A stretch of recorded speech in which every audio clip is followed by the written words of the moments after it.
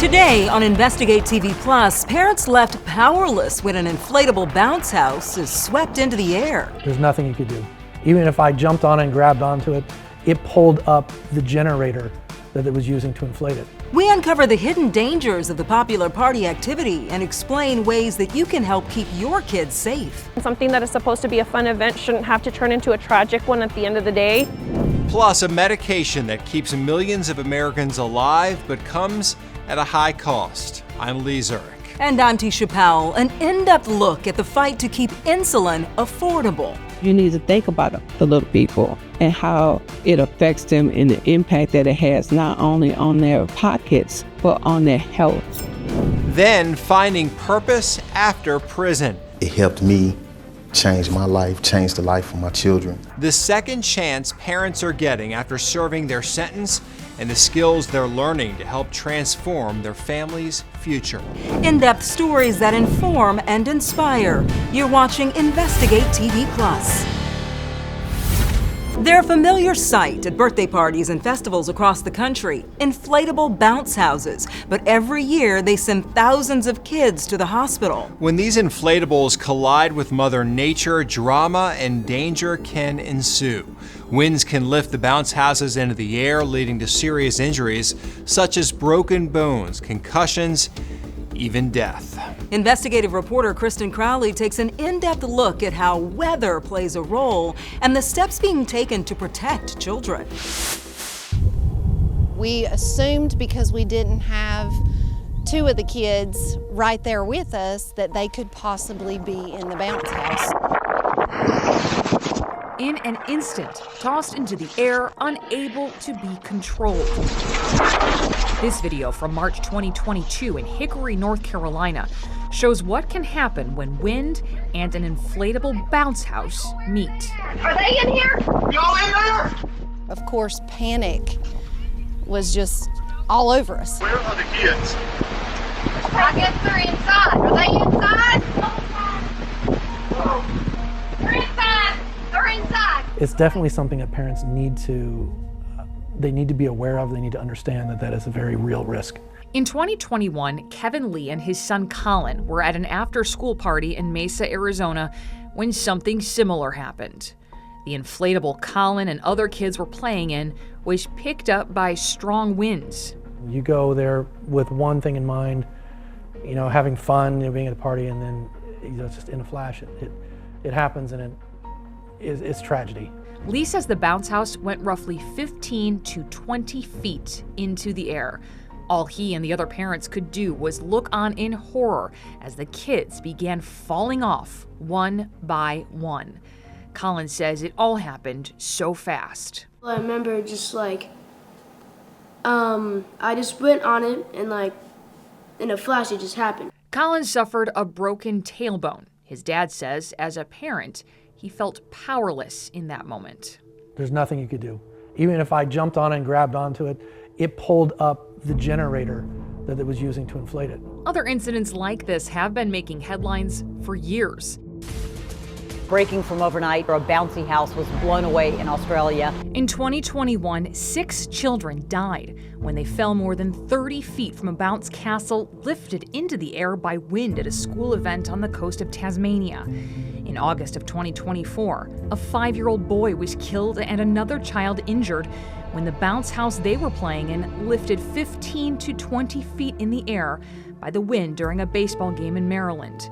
And in April of 2024, back in Arizona, a 2-year-old boy was killed and another child injured in Casa Grande when wind sent a bounce house flying. We've heard reports and seen reports where bounce houses will go up and over houses. John Knox is a geography professor at the University of Georgia.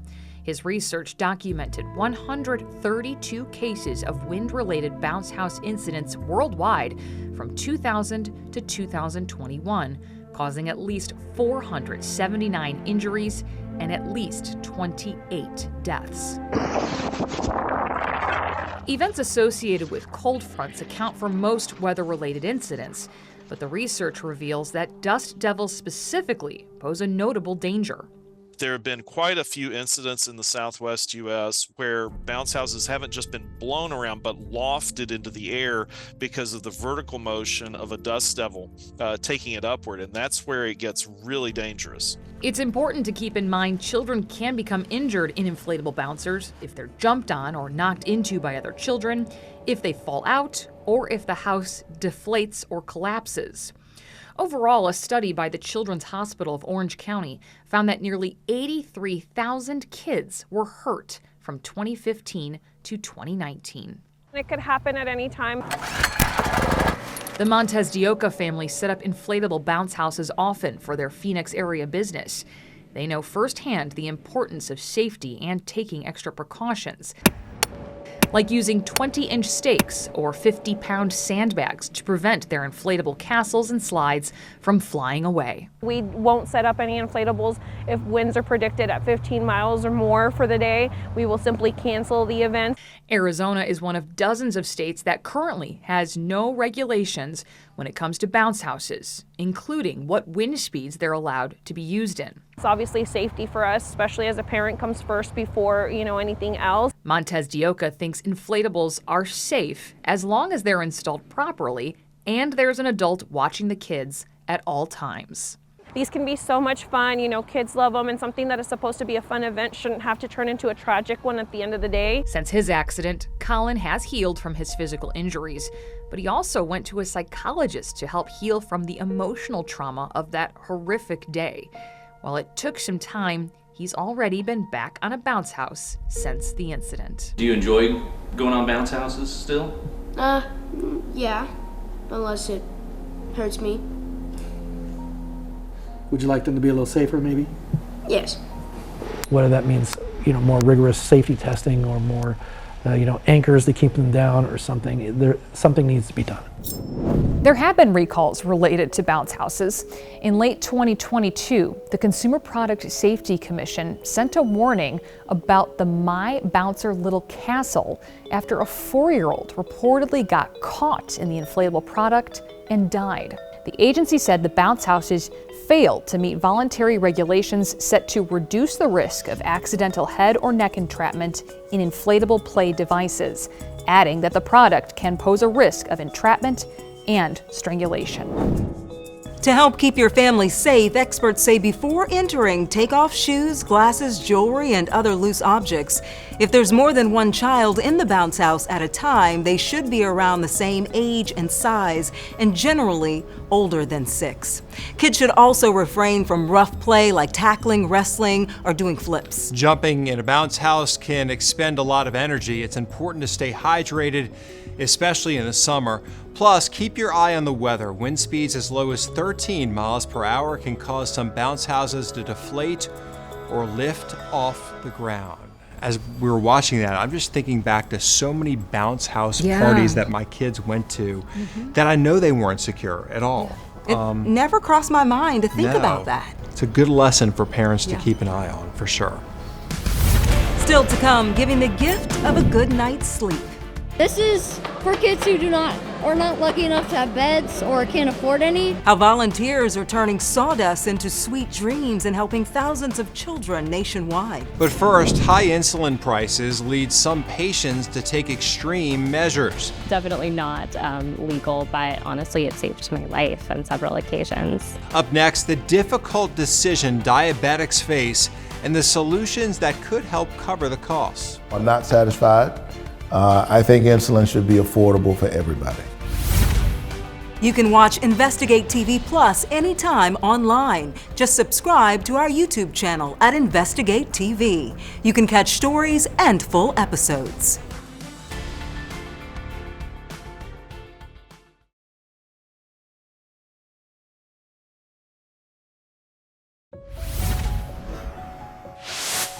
Millions of Americans have diabetes, but many of them have a difficult time affording the medication needed to keep them alive. In the last couple of years, most major manufacturers capped insulin prices at $35 a month, but it's a voluntary price reduction some patients worry could one day disappear. Investigative reporter Andy Parati explains what it means to live in an insulin desert, plus he examines a proposal to cap prices for everyone. Okay, in this bottom drawer is all the medications I take for everything. Charlene Davis shows us a drawer full of drugs to keep her alive. High blood pressure, high cholesterol, heart failure.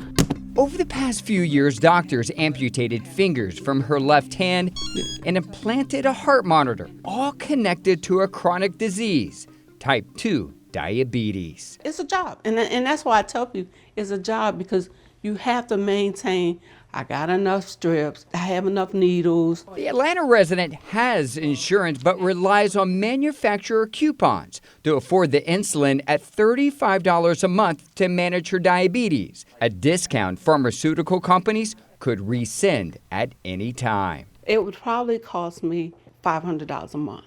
It would be hard. We don't have a lot now, but we really wouldn't have anything at that point. According to this 2023 bipartisan U.S. Senate report, Charlene is one of millions of Americans who live in or around Insulin Desert, 813 counties with high rates of diabetes and the uninsured. In Georgia, that's more than 100 insulin deserts, 53 in Alabama, and in Missouri, it's 42 counties identified as insulin deserts. Congress recently capped the insulin at $35 a month for seniors on Medicare. This is Basagol. But it doesn't cover diabetics like Charlene with private insurance. I think it needs to cover everyone. Did Congress go far enough to help everyone with diabetes? I'm glad we're able to cap it, but no, I'm not satisfied.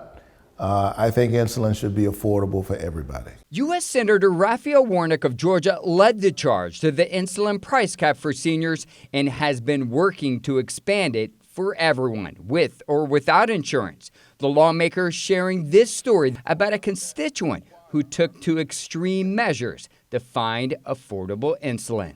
I spent time with a young woman in my state named Lacey, who as a graduate student was meeting people on Facebook meetup groups and then meeting them in dimly lit parking lots at the local Chick-fil-A to get insulin. Definitely not legal, but honestly, it saved my life on several occasions. Lacey McGee is that constituent. She attended the 2023 State of the Union as the senator's guest to raise awareness about insulin price disparities. Today, she can afford the medication, but only thanks to her husband's insurance. So there's still a big gap for people that are between jobs or don't have insurance, and a deadly gap in many cases. These are the kinds of stories that I've heard in my state, across the country, and I'm glad that we're on the path to doing something about it. Congress feels like it's perpetually in gridlock. Do you think you can get this over the finish line? I think so.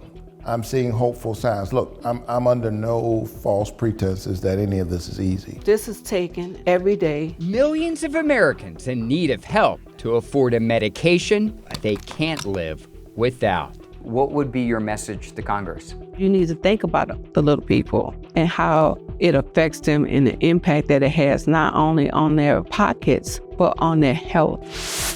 The three pharmaceutical companies that control the majority of insulin production are aware of the senator's pending legislation. To see their responses and learn more about discount programs, head to InvestigateTV.com and search Insulin Deserts. Still ahead, using past mistakes to become a beacon of hope. In order to move forward, you got to recognize the things that you did wrong so that you don't repeat them. Meet the men using their own struggles to inspire more fathers to provide for their families. Those 10 years hurt, and that's the reason why transitioning back into their lives was so important. Our in-depth coverage continues. You can get connected to Investigate TV Plus on all social media platforms.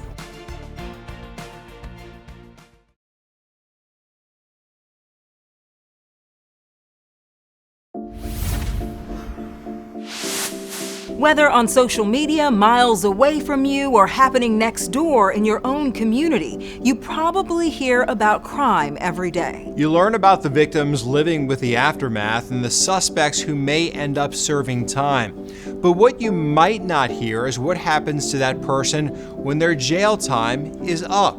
Data finds many will be arrested again, but a nonprofit in St. Louis is trying to help break that cycle. Reporter David Emilotti explains how they're giving parents the skills to provide for their families. Me deciding to come down there was a conscious decision on my behalf. A conversation between a former student and his mentor. Antoine White was arrested in 2009 for assault. He spent the next 10 years in jail away from his kids. Those 10 years hurt. And that's the reason why the father support program transitioning back into their lives was so important. It plays such a huge role in the things that I do right now, every day. White is one of 1,500 fathers who've completed the reentry project since 2018. I mean, I still deal with my past because, you know, in order to move forward, you got to recognize the things that you did wrong so that you don't repeat them, you know. So I recognize my past, I acknowledge it, you know, and I'm just making better decisions today. The reentry project gives children fathers who are prepared to support them financially, emotionally, and developmentally by focusing on parenting skills, employment, healthy relationships, and financial stability. With our cognitive behavioral therapy, our reality therapy that we utilize, we set the standards for what it is to be a real man. Just last year, FFSC helped 233 fathers and mothers gain or maintain employment, resulting in a return of $8.1 million into the local economy. From 2019 through 2022, this organization helped the state of Missouri collect more than $4.8 million in child support payments made by program participants. Project Director Charles Barnes says a key piece is addressing the trauma in these men's lives. You know, when you look at individuals that the only way they know to obtain money is to rob someone or to sell drugs, then that's all they're gonna know. But when they have the opportunity to see someone to actually work, see what that financial stability can be, how it can be created, that can make a difference. I want to see what it's doing now. For White, he says life today is gorgeous. He has a new love and a career in healthcare. Antoine has strong relationships with his 2 children and his 4-year-old grandson. White says he owes his place in their lives to Barnes and the Reentry Project. It helped me change my life, change the life of my children. So if you're a work in progress and you're willing to do the work, the Father Support Program is the place for you. Come down, sign up, and let's get it started.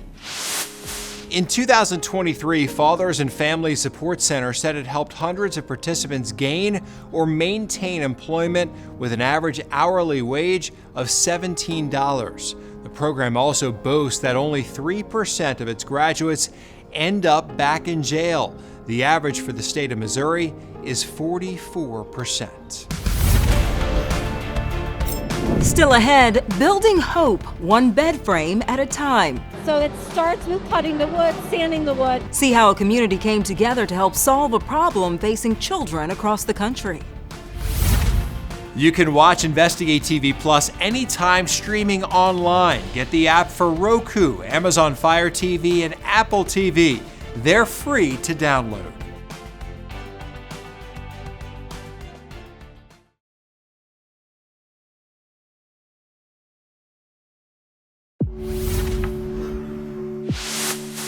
Experts say good sleep is crucial for mental and physical health, yet thousands of children nationwide don't have a comfortable place to lay their heads at night. A nonprofit is working to change that. Reporter Nicole Versansky shows us how Cleveland area volunteers are giving kids a foundation to build their dreams. Dozens of volunteers hard at work building beds. This is for kids who are not lucky enough to have beds or can't afford any. 12-year-old Henry and his family have been building with the Sleep in Heavenly Peace organization for more than a year now. From start to finish, you're building all the parts of the bed. So it starts with cutting the wood, sanding the wood, and then each piece is drilled at a different station. Staining, assembly, all of it. I wanted to help too. So we're sanding so the little ones just don't hurt their hands with the splinters. Supplies, tools, mattresses, and bedding are all donated. This build day was sponsored by St. Raphael Church in Bay Village. In 4 hours, 20 beds were made to eventually be delivered to families in need. And the need is great. But especially here in the Cleveland area, about 3% of kids that we know of don't have beds of their own. That means nearly 2,300 kids sleeping on a floor or a couch. Susie Asadorian heads up the SHP chapter for Western Cuyahoga County. It's a community problem that the community can help solve. Sleep in Heavenly Peace is working to be that solution with locations in 44 states. Kids like Michaela, Justine, and Justin, who got to watch and help volunteers put their new beds together on delivery day. I never had a bunk bed. Oh, how exciting. Are you going to sleep on the top or the bottom? The top? For Mom, it's hard to put into words how much this means. I feel wonderful. I got enough. Coming from homelessness to nothing is great. Nice and I appreciate them helping with beds and stuff. 3 little ones were sleeping on the air mattresses because I couldn't afford a bed for them. And now they don't have to share a bed and be all crunched up. For Kayla, Sleep in Heavenly Peace volunteers are providing more than just a bed. Here, you hold your pillow. They're giving her peace of mind, knowing that her children will finally get a good night's sleep. I thank them so much. Yeah, man. Love the beautiful bed. I really like the bed. It's so much fun. Each bed costs $250 to make, which includes lumber, building materials, a mattress, and bedding. And that's it for us on Investigate TV Plus. I'm Tisha Pell. And I'm Lee Zurich. Thanks for watching. On the next Investigate TV Plus, millions of claims for auto glass are filed in the U.S. every year. The rock hit right there, and the windshield is ruined. We take an in-depth look at who's responsible when a dump truck cracks your windshield and what you can do to protect your rights on the road.